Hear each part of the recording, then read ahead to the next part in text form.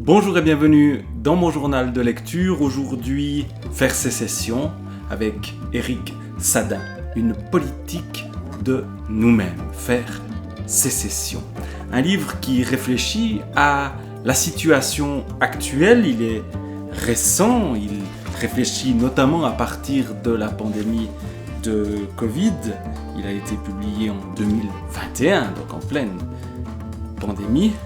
Et il brosse un portrait des problèmes de notre époque, des solutions qu'on tente d'y amener et qui sont également critiquées par Éric Sadin. Et puis, il va proposer peut-être une nouvelle manière de faire sécession. Qu'est-ce qu'on entend par là? Et qu'est-ce qu'on entend par une politique de nous-mêmes, à la fois l'aspect politique, mais nous-mêmes, qui est ce nous dans nous-mêmes, c'est pas moi-même, c'est un nous qui reste collectif. Alors, il y a plusieurs chapitres à ce livre-là que je vais feuilleter sans entrer dans tous les détails. Il y a une introduction qui s'appelle « Briser notre isolement collectif ». On voit bien l'influence de la pandémie sur ce titre-là, mais pour Éric Sadin, au fond, cet isolement collectif ne date pas de la pandémie de Covid. Elle est antérieure et elle s'est manifestée de manière tout à fait directe à cette occasion. Et puis il va donc, après avoir évoqué cette idée de briser notre isolement collectif, entrer dans la société anonyme. Nos sociétés sont des sociétés anonymes, et évidemment, société anonyme, SA, c'est une des modalités très importantes, modalité de l'organisation du travail qui est montrée ici. Il y a les formes de notre impuissance. Pourquoi on n'arrive pas à changer de monde alors qu'on voit bien qu'il le faut? Ensuite, le troisième chapitre, c'est la bataille des représentations. Il y a des représentations différentes les unes des autres, puis morale du refus. On refuse, mais comment et selon quels principes moraux? Et puis institutionnaliser l'alternative. Voilà la proposition essentielle à la fin. Et puis la conclusion s'appelle « De l'amitié comme mode de vie ». Évidemment, une proposition alléchante, l'amitié comme mode de vie. Alors, évidemment, j'ai corné plein de pages avec plein de réflexions qui m'ont paru intéressantes, mais je ne vais pas toutes les lire, sinon cette vidéo durerait un temps énorme. Donc je vais parcourir un peu le livre. Tout d'abord, dans le premier chapitre, le processus de dépersonnalisation à l'œuvre dans la société anonyme, notamment par ce qu'il appelle l'esprit managérial, qui selon lui a engendré pour un nombre croissant d'individus l'expérience désorientante et parfois traumatisante de ne pas se voir reconnus pour ce qu'ils sont en propre, de ne plus être que des rouages indistincts au sein de vastes mécanismes impersonnels ayant fait émerger ce qu'il convient d'appeler un taylorisme de masse dans le secteur tertiaire. Méthodes qui ont entraîné à l'échelle subjective une scission de soi avec soi, entre l'étendue de ses facultés et le registre prescrit et restreint d'actions à mener, mais également des phénomènes sournois de séparation entre les êtres. Chacun, à tous les niveaux de hiérarchie, des agents au cadre jusqu'aux unités de direction, est sommé d'assurer la meilleure conduite de son propre plan, tétanisant toute relation ouverte et impromptue avec autrui, autant que la possibilité d'envisager les choses à l'écart du strict cadre initialement fixé. Se sont progressivement formées des sortes de bulles individuelles ayant concouru à faire naître une troublante impression d'isolement, mais au sein de collectifs humains, transmués en communautés fantômes, auxquelles la généralisation des open space aura donné corps en les rendant manifestes. Cet isolement à l'intérieur de la collectivité, voilà ce que montre Éric Sadin au début de son livre, dans cette situation paradoxale où nous sommes sommés de travailler ensemble dans les open space, mais en même temps, nous sommes isolés et chacun est dans son propre tunnel à suivre les indications qu'il doit suivre sans pouvoir créer quelque chose ensemble. Tout a déjà été décidé plus haut. Et donc, ici, cette société anonyme, cette société qui isole, eh bien, elle est à combattre. Il faut faire sécession de cette société-là, mais comment ?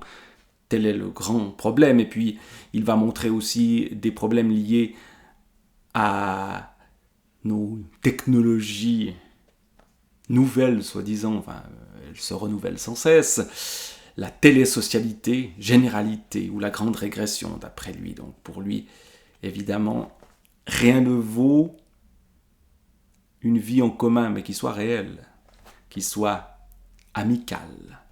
Mais comment y arriver ? Nous sentons une forme d'impuissance. Il y a plusieurs formes. Il y a un souffle coupé, nous dit Éric Sadin. Alors que les êtres n'ont eu de cesse de gagner en lucidité et que des masses se sont élevées pour témoigner de leur souffrance et de leur rejet, déjà succède une sensation de malaise, celle d'assister à une insatisfaction qui prend avant tout une forme verbale, étant vite allée jusqu'à indéfiniment ressasser, au point de ne rien produire, pire encore, de virer au conformisme, parce que se contentant uniquement et sans engagement de pointer les travers. Comme si nous étions prisonniers d'un processus paradoxal, un surcroît de conscience ne faisant qu'inlassablement nous placer face au mur de notre impuissance. On se rend compte que quelque chose ne va pas dans cette société anonyme, mais nous avons beau analyser et comprendre même ce qui ne va pas, nous n'arrivons pas à changer les choses et nous nous sentons impuissants. Alors ce sentiment d'impuissance, certains vont lutter contre, et pour Éric Sadin, il y a des méthodes qui sont à rejeter et d'autres qui sont plus encourageantes. Il est assez critique notamment à tout ce qui est de l'ordre de l'insurrection, de l'ordre de la manifestation d'un refus radical qui s'attaquerait au monde tel qu'il est. Il parle de ces actions de groupes comme Extinction Rébellion qui vont aller bloquer des routes, etc., ou des lieux qui incarnent la pollution et la destruction de la planète. Eh bien, cette manière d'agir pour Éric Sadin n'est pas la bonne. Elle ne produit rien. Elle ne change pas grand-chose à la situation. Elle peut même être contre-productive. Il y a une bataille donc des représentations. Il y a l'idée d'une idéologie du futur. On invente un monde meilleur. Il y a l'idée qu'il faut être hyper critique. Il y a évidemment la dénonciation du langage utilisé par ce monde de la société anonyme qui nous gère. Par exemple, une entreprise comme IBM. L'équité, la diversité et l'inclusion, et avant chacun des mots équité, diversité et inclusion, il y a le petit dièse, plus personne ne sait que ça s'appelle dièse, le petit hashtag, comme on dit aujourd'hui. Donc l'équité, la diversité et l'inclusion sont essentielles au sein de chaque équipe IBM partout dans le monde. Design système, une approche holistique et performante grâce à un référentiel accessible à tous. 20 ans d'engagement, avec nouveau le petit dièse, pour la mixité. Au cœur de son colloque annuel, les avancées et les défis de l'égalité professionnelle excluent le pacte femmes et IA pour une IA responsable, non sexiste dévoilée. Stay tuned. Où l'on fait, et là c'est à nouveau Éric Sadin qui reprend la parole après ces éléments de langage, comme on dit, ou ces slogan ou ce charabia de chez IBM, où l'on fait un usage, à vrai dire très naïf, de termes en vogue, matinés de sauce techno, dernier cri et de bonnes intentions, et le tour est joué. Nous pourrions décliner et commenter cette prose sur de nombreuses pages. Il est certes sain de la lire avec ironie, mais saisit-on l'ampleur de ses conséquences sur nos existences? C'est à ce titre que l'heure, nous sommes désormais, de congédier sans embâge toutes ces couleuvres verbales qu'on a cherché à nous faire avaler depuis une vingtaine d'années. Ces serpents de mer aux allures de brainstorming, de PowerPoint, de croissance durable, d'inclusif, d'empathique, de coopératif et autres Chief Happiness Officer. Oui, nous devons haut et fort affirmer partout où nous évoluons qu'en ces années 2020, nous n'accepterons plus cette enflure rhétorique. Compte tenu de notre très amère expérience vécue et au nom de la morale la plus élémentaire. Tout cela du fait d'un nombre restreint de personnes qui produisent de vastes effets, souvent délétères sur nos vies, bien davantage que toute une politique institutionnelle dont nous persistons ingénument de croire qu'elle constitue le levier principal des réformes de la société. Le philologue Victor Klemperer, dans son fameux livre LTI, La langue du Troisième Reich, avait avancé que les mots peuvent être comme de minuscules doses d'arsenic. On les avale sans y prendre garde. Ils semblent ne faire aucun effet, et voilà qu'après quelque temps, l'effet toxique se fait sentir. Comment aujourd'hui ne pas voir tous les effets toxiques occasionnés par cette industrialisation et cette privatisation du verbe que nous avons, presque sans contradiction, laissé proliférer depuis de longues décennies. Donc il suffirait de changer le langage pour changer le monde. Ah, ce serait trop beau. Non, c'est plus compliqué que ça. Et il montre justement qu'il y a des actions qui ont lieu. Certes, et certaines sont très positives. D'autres le sont beaucoup moins. Il y a l'idée de changer le monde en manifestant dans la rue, ça, il n'y croit pas du tout, par exemple. Par contre, occuper des espaces pour y créer une société meilleure, ça plaît déjà plus à Éric Sadin. Et notamment un phénomène qu'il décrit avec à la fois critique, mais en même temps intérêt et pas tout à fait enthousiasme, mais pas loin, c'est la ZAD, notamment celle de Notre-Dame-des-Landes, qui a réussi à empêcher la création d'un aéroport absurde qui devait être construit. Alors il a un chapitre qui s'appelle « Petite théorie critique entre parenthèses de la ZAD ». Mais le problème, eh bien, c'est qu'une ZAD, ça peut marcher à un endroit, ça peut créer une micro-société où l'on vit différemment, où l'on vit mieux, où l'on échappe à la société anonyme et où on fait véritablement sécession. Mais ça reste très petit. Cela concerne ce genre d'activité moins d'1% de la population.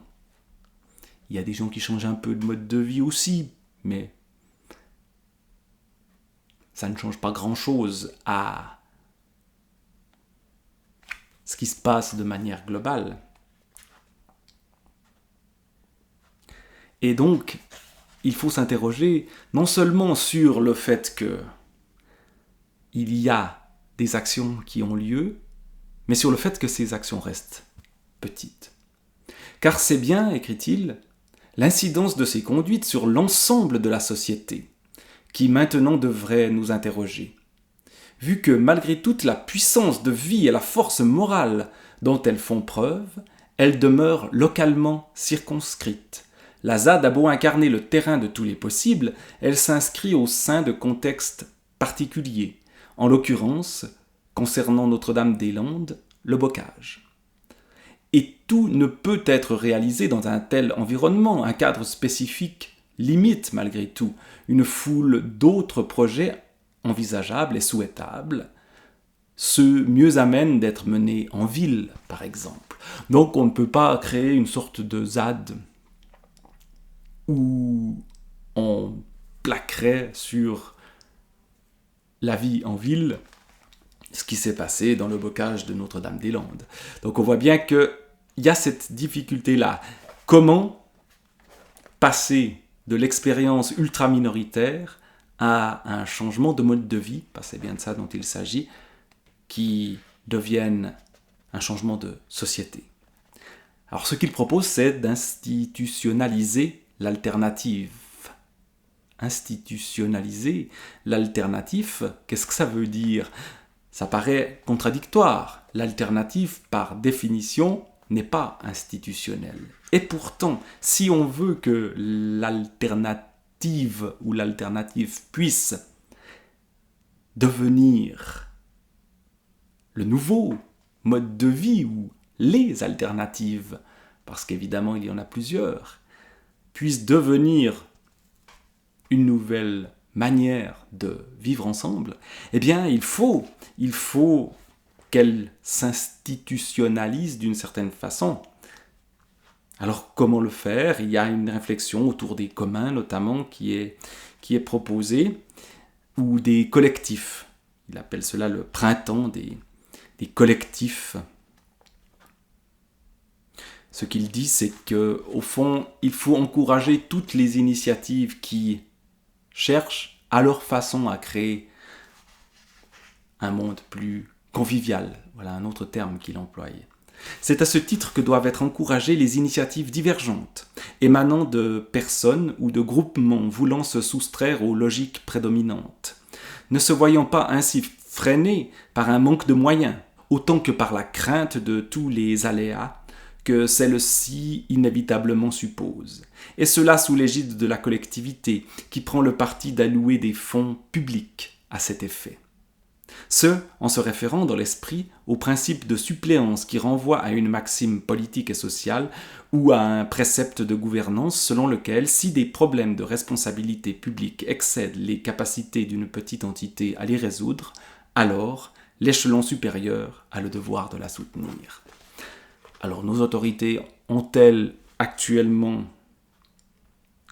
conscience de ce devoir-là ? Je ne suis pas certain. Mais en démocratie, nous pouvons essayer de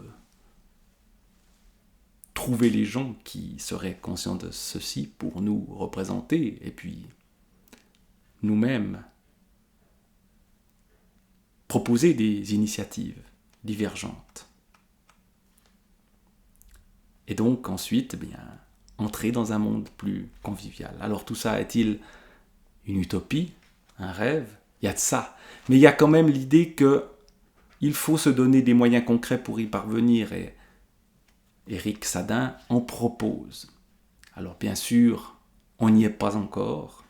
Mais la lecture de ce livre-là, souvent assez complexe, je dois dire que il m'a fait plaisir. De l'amitié comme mode de vie. Voilà un bel idéal à rendre concret. Faire sécession, ça n'est pas s'isoler. C'est exactement le contraire. Faire sécession, c'est trouver un moyen collectif, mais à échelle humaine, de vivre dans l'amitié, la convivialité. Éric Sadin. Faire sécession, une politique de nous-mêmes.